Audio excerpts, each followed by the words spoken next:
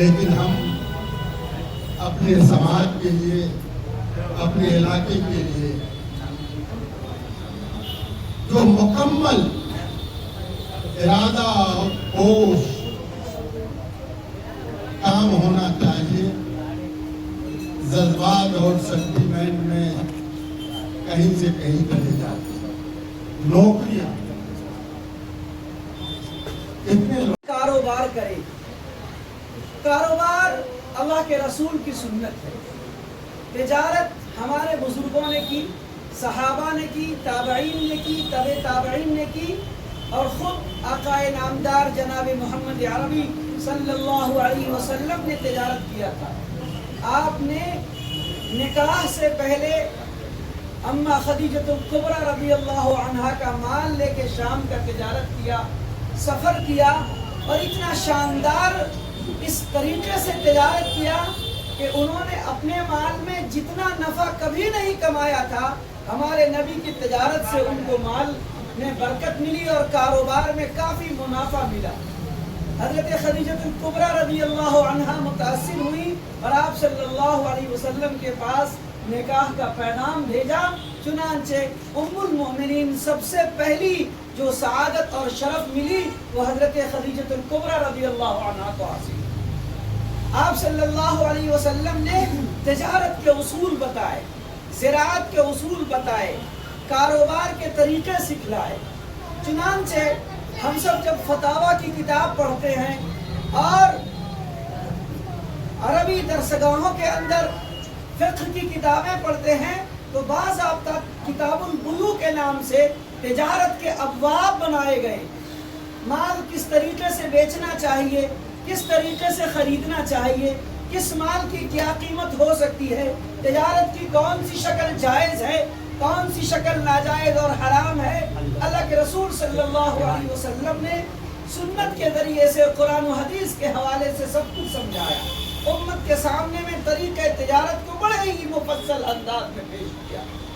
آج لوگ یہ سمجھتے ہیں کہ 10-20 لاکھ روپے ہوئے، مارکیٹ میں آیا، ایک ڈیکوریشن کر لیا، سامان منگوا لیا اور 10 لوگوں کو بلا لیا، فیتے کاٹ لیے، تالی بجا لی، چلے گئے اور سامان بیچ رہے ہیں، آمدنی ہو رہی ہے۔ یہ تو ایک ہنر مندی ہے۔ سنت کی تجارت وہ تجارت ہے کہ جیسے انسان ساری چیزوں کی ٹریننگ کرتا ہے، ڈرائیور بھی ٹریننگ سیکھتا ہے، مارکیٹنگ کے اندر ٹریننگ ہوتی ہے، باضابطہ MBA کا جو کورس ہے وہ تو انہی چیزوں کے لیے، تجارت اور کاروبار کی ٹریننگ کے لیے بڑا کورس ہے ملک کا، وہ کرایا جاتا ہے۔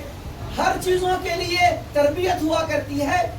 مسلمان بچوں کو، مسلمان لڑکوں کو بھی چاہیے کہ جب وہ تجارت کا، کاروبار کا کام شروع کریں تو علماء، فقہاء، ائمہ کے درمیان بیٹھ کے تجارت کو سیکھیں، اور اگر شروع کر لیا ہے، پہلے نہیں سیکھ سکے تو علماء سے رابطہ کریں، ان کے پاس مسائل معلومات کریں، سیکھیں کہ تجارت اللہ کے رسول کی سنت کیسے ہے۔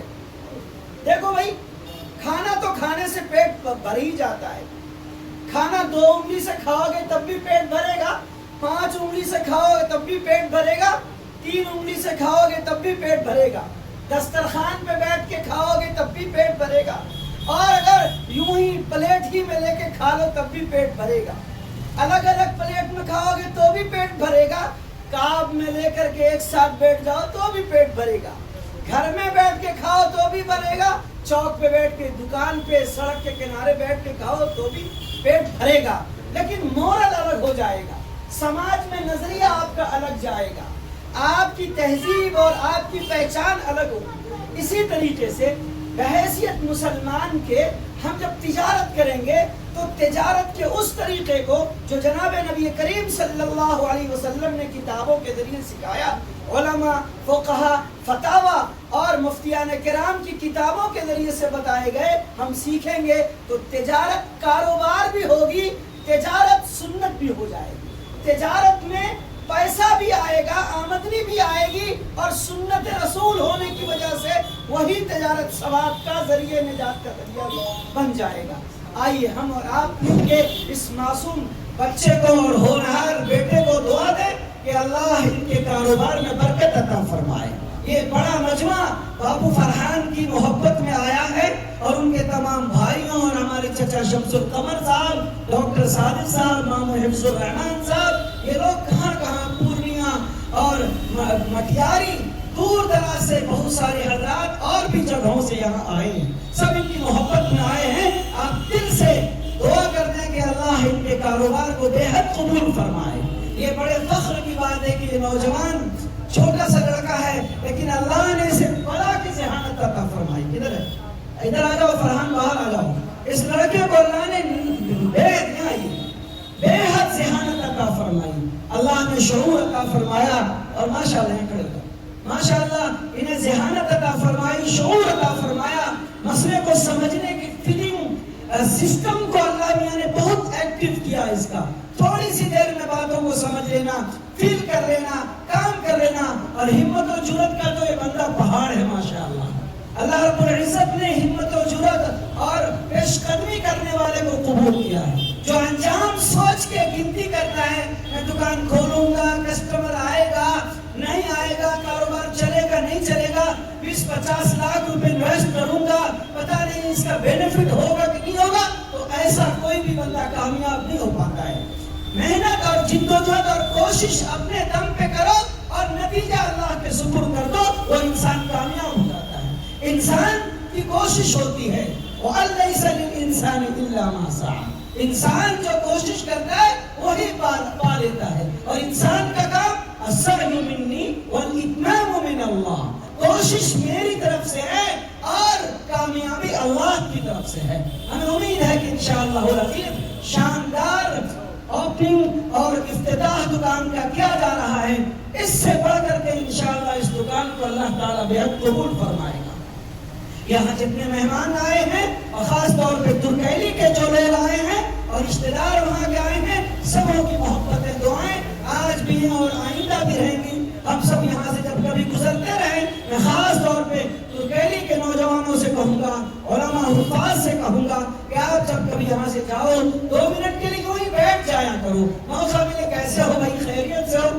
جب آدمی سے ملتا ہے نا, دعائیں دیتا ہے نا, مصافحہ کرتا ہے نا, اور شانے پہ ہاتھ رکھتا ہے نا, 2 بول میٹھے بول لیتا ہے نا, تو پیسے ہی سے سب کچھ نہیں ہوتا ہے. ہمتوں سے بہت کچھ ہو جایا کرتا ہے, دعاؤں سے بہت کچھ ہو جایا کرتا ہے. حوصلہ انسان کا بڑھتا ہے تو پہاڑوں کو کاٹ کے راستہ بنا دیا کرتا ہے. آئیے ہم اور آپ مل کے دعا کریں کہ اللہ اس دکان کو بے حد قبول فرمائے. ابو فرحان سے بھی ہم کہیں گے, تمہاری زبان جتنی تیز ترار ہے, ذہین ہو, عقلمند ہو, ایسے ہی کاروبار بھی تمہارا بالکل صاف ستھرا ہونا چاہیے. آئینے کی طرح صاف اور اجرا ہونا چاہیے. آئینے پہ کبھی کبھی گرد و غبار پڑ جاتا ہے تو چہرہ دھندلا نظر آتا ہے. کاروبار میں جھول کبھی نہیں ہونی چاہیے, جھوٹ کبھی نہیں ہونی چاہیے, وعدہ خلافی نہیں ہونی چاہیے. اور ایسا کام کرو کہ تمہارا کام بولے. دکان کو لوگ کھوج کے کام کے بنیاد پہ, سامان کے بنیاد پہ آئیں گے. ایک ترکیلی والے کی فرحان نام کی, فراز نام کی ایک دکان ہے, ہمیں وہاں جانا ہے. کم دام میں اچھے کوالٹی کا سامان وہاں ملتا ہے ماشاءاللہ. پھر لوگ آئیں گے. ہم امید کرتے ہیں کہ انشاءاللہ کہنے سے زیادہ ہم اور آپ دعائیں دیں گے اور اس عزیز کو ہمارے خود دعائیں دیں گے اور یہ عمل کریں گے انشاءاللہ. اللہ ہم سب کو عمل کی توفیق نصیب فرمائے. آج میں اس موقع سے بار بار مجھے یاد آ رہے ہیں ہمارے بڑے ماموں جناب حفظ الرحمان صاحب کے بڑے بھائی جناب الحاج فضل الرحمان صاحب مرحوم, اللہ تعالیٰ ان کی قبر میں نور سے برکت عطا فرمائے, ان کی مغفرت فرمائے. اگر آج ہوتے اور وہ یہ دیکھتے کہ میرا ایک بھانجا ایک بڑی سی شہر کے اندر مارکیٹ میں دکان کر رہا ہے, تو خوشیوں سے ان کے آنکھوں میں آج آنسو آیا ہوگا. میں محسوس کر رہا ہوں اور میرا دل گواہی دے رہا ہے کہ انشاءاللہ العزیز اگر وہ نہیں ہے تو ان کی جگہ پر ان کے چھوٹے بھائی جناب حفظ الرحمان صاحب اس لیاقت کو سنبھالنے کے لیے کافی ہے. اس لیے ہفتے کافتے پورنیا سے دوڑے ہوئے یہاں چلے آئے اور ان سب کے ساتھ ہم سب کی دعائیں ہیں. آئیے ہم سب مل کے دعا کریں.